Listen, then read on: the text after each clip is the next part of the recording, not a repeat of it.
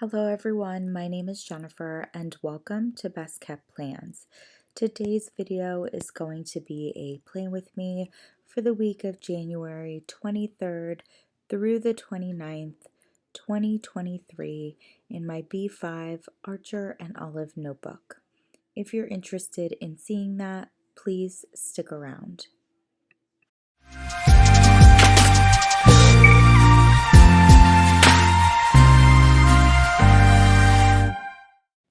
For this week's plan with me, I will be going with a vertical layout in my B5 Archer and Olive notebook. I'm going to be using these letter and number stamps from Cocoa Daisy. I'll be incorporating the January month stamp from Heidi Swap.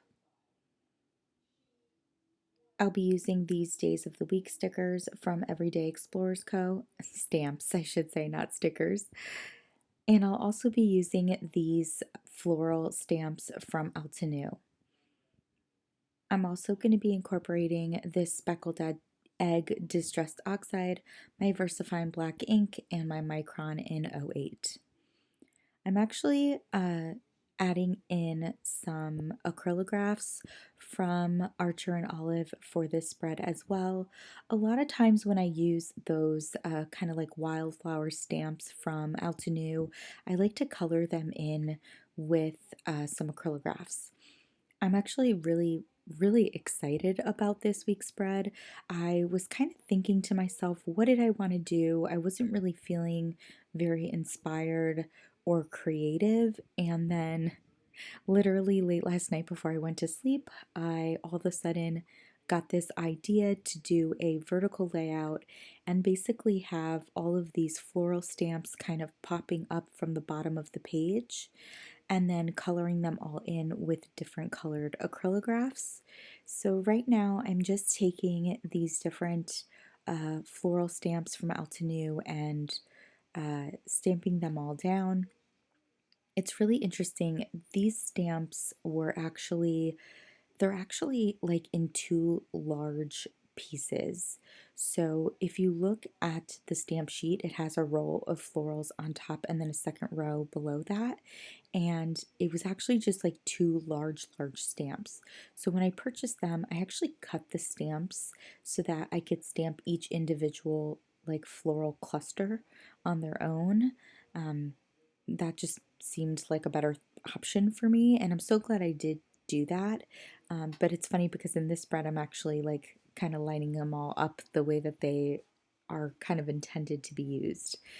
As you can see, I didn't go all the way to the right corner with those floral stamps, and there's a specific reason why I didn't. But now I'm pulling out my speckled egg distress oxide and I'm putting down all of the dates for this week. We are in the 20s for the month of January, so I put all my 2s down first.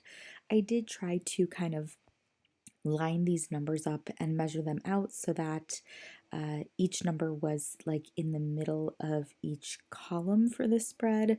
I of course always try to do that um, so that my numbers can be kind of centered, but it doesn't always work out that way.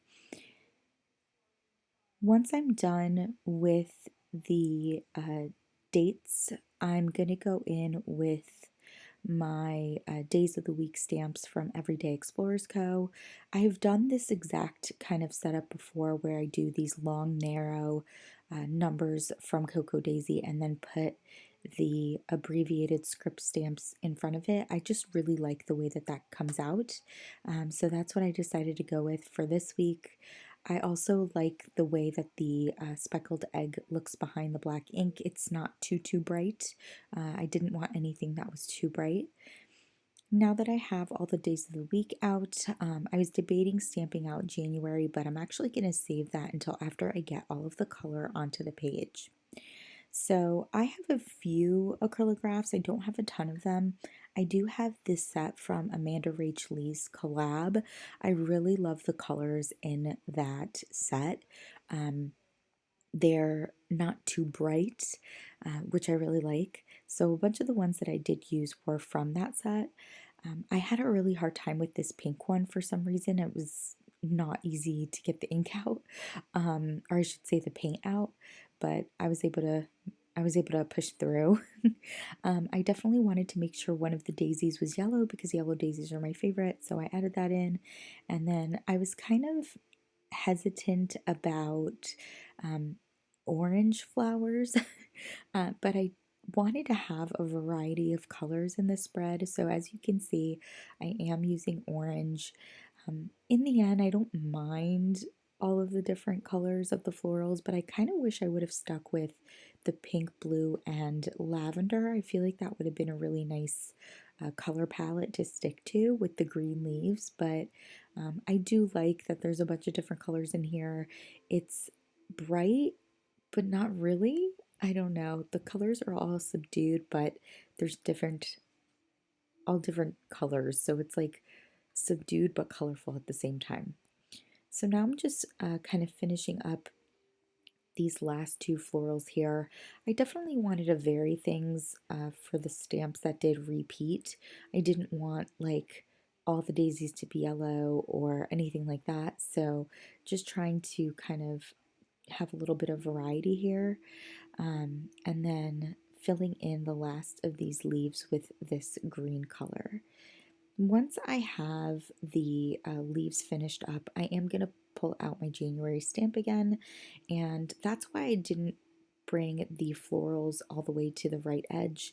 I wanted there to be a space to stamp out January as well as the week of the year without it being too hectic with the floral behind it. I really wish I would have moved January over even more, but unfortunately, there is enough overlap that I think it is a little hard to read the J. Now I'm going in with my micron and I'm putting in the lines for separating the columns. I went with this kind of like double line uh, layout, I guess you could say. It allows me to have columns that are even in terms of the number of boxes across.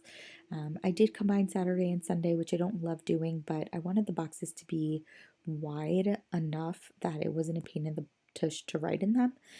I did do a spread a couple weeks ago where Saturday and Sunday were on different pages, and it worked out fine, but I think this works out too. I hope you enjoyed this plan with me. As always, be safe. Bye bye.